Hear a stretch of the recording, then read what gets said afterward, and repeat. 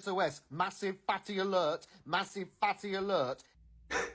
If you haven't heard about Pesto the penguin, allow me to do the honors. This is Pesto, a baby king penguin. Yes, I said baby. Big Bird here hatched at the Melbourne Zoo in Australia. And it's the largest king penguin to ever hatch in captivity. At just 9 months old, it weighs 49 pounds. To put that into perspective, the average king penguin adult weighs about 25 pounds. In fact, both of his parents weigh 22 pounds apiece. He weighs more than both of his parents combined at 9 months old. An absolute unit. And the best part is they said it's not slowing down. We're about to see the King Kong of penguins. Moral of the story, if you're in Australia, you gotta go see Pesto. Most of the comments are worried about that little guy, but he's fine. The snake's in trouble though. Meet the mongoose. They only get up to about 10 pounds. But let me tell you, that is the most ruthless 10 pounds in the world. It's like a hyper-aggressive, condensed version of John Wick that's a fully carnivorous hunter. And they are literally designed to fight snakes. Specifically venomous snakes. Like they prefer venomous snakes. King cobras, regular cobras, rattlesnakes, vipers, it's on sight. Fear? Never heard of her. But basically, the reaction speed is faster than a cat, so they can avoid all of the snake's bites. And once it gets close enough, it'll bite the head of the snake, crushing the skull. But the crazy thing is, even if they do take a bite, it's not that big of a deal. They have a protein in their body that binds to the protein in snake venom and digests it, like food. So usually, a venomous snake bite will just knock them out for like 15 or 20 minutes. And then it's on to round 2. Trust me, whatever you do, don't touch that thing. Meet the fireworm. These creepy little aliens are found in tropical waters all over the Atlantic Ocean. And if you look closely, they have these little white hairs that run all down their body. Well, those are actually stingers. Thousands of them. If you touch one, step on one, or even brush against one, you're getting stung. Hundreds of times. And apparently, it feels like being set on fire for weeks. Hence the name fireworm. Oh, but it gets much worse. Those stingers are designed to break off. So if you touch one, you're not just gonna get stung hundreds of times. You're gonna have hundreds of stingers in you. And the stingers are what hold the venom. So as long as they're in you, they'll keep injecting venom over and over again. And the only way to get them out is with tape or 1x1 with tweezers. Screw the ocean. Moral of the story, it's not about the size of the dog in the fight. It's about how many stingers they have.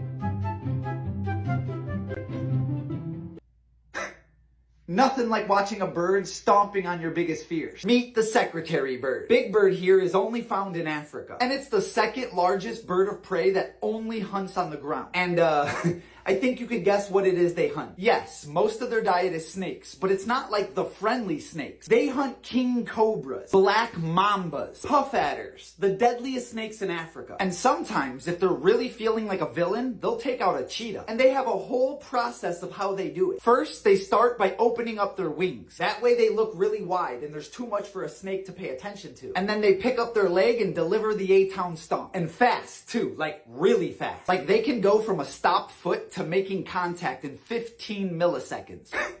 That's 10 times faster than we blink. That's faster than a cat's reflexes. Do you know how fast a cat's reflexes are? In other words, they got an absolute boot. Moral of the story, you might be scared of snakes, but snakes are scared of them.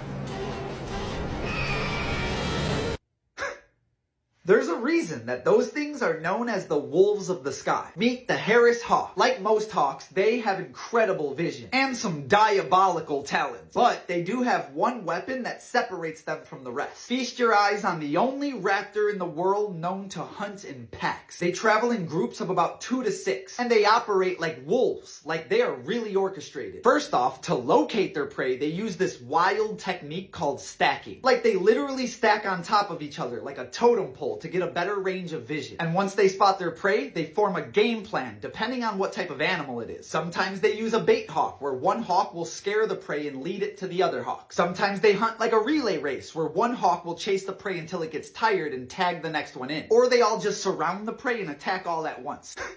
They're pretty much the feathered mafia. Moral of the story, these hawks are living proof that teamwork makes the dream work. Currently seeing is a wasp emerging out of a dead cockroach. That thing is the definition of a horror story.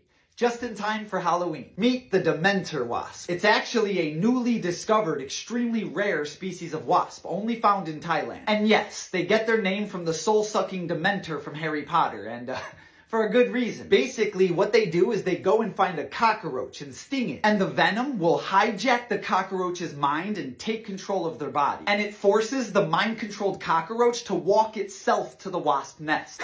That is some supervillain stuff, and that's just the beginning. Once in the nest, the wasp will lay one egg on the cockroach, and the larva from the egg will burrow inside the cockroach's body. And it starts eating the cockroach from the inside out. But it avoids all the vital organs, so the cockroach stays alive. Keeps it fresh. Until it's ready to emerge, and then they finish it off and eat their way out, like you saw in the opening clip.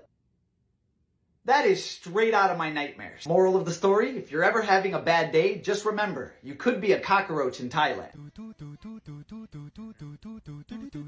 I would not touch that thing if I were you. They have a secret weapon that you cannot afford to learn about the hard way.